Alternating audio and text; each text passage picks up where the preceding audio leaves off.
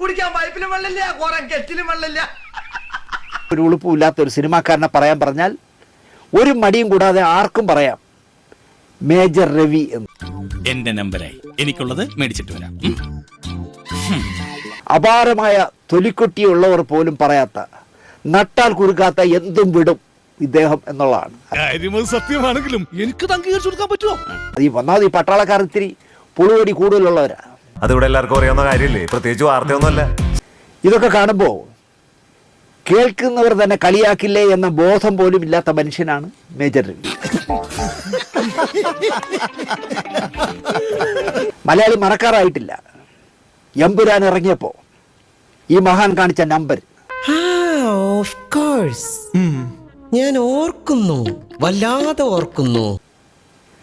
എമ്പുരാൻ തിയേറ്ററിൽ കയറി നിന്ന് കണ്ടിട്ട് പുറത്തിറങ്ങി മല്ലിക ചേച്ചിയുടെ കൈകൾ കൂട്ടിപ്പിടിച്ചിട്ട്, ചേച്ചിയുടെ മോൻ രാജുവിന്റെ മഹാഭാഗ്യമാണ് ഇങ്ങനൊരു സിനിമ എടുക്കാനായത്.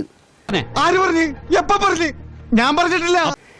എനിക്ക് രാജുവിനോട് അസൂയ തോന്നുന്നു, എന്താ ചെയ്തു വച്ചിരിക്കുന്നത് എന്നൊക്കെ തള്ളി മറിച്ചിട്ട്. ഞാനൊന്നും പറഞ്ഞിട്ടില്ല. മുതലാളി ഒരു പ്രാവശ്യം പറഞ്ഞിട്ടുണ്ട് ബോട്ടിൽ വെച്ചേ.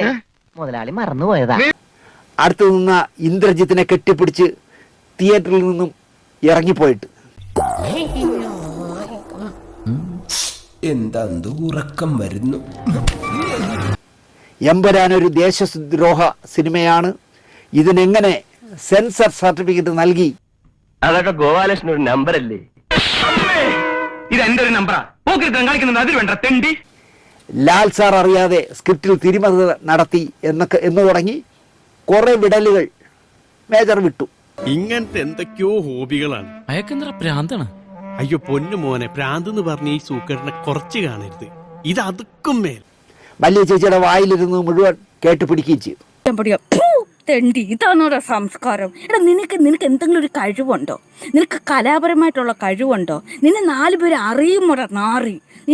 നീ ഷണ്ടനാടാ, ഷണ്ടൻ, പരമച്ചറ്റ ഷണ്ടൻ. എന്റെ കൺമുമ്പിൽ എങ്ങനെ വന്ന് നീ പെട്ടുപോയാൽ നിന്നെ ഞാൻ തുപ്പും, ഞാൻ തൂറി എറിയും നിന്നെ.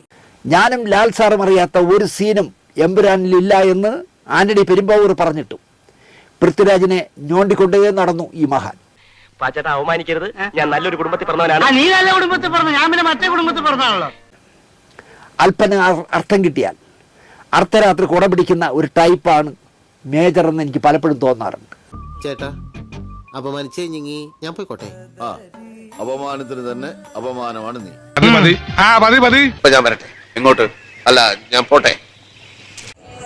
സബ്സ്ക്രൈബ് ചെയ്തിട്ടുണ്ട് പൊന്നു മോനെ.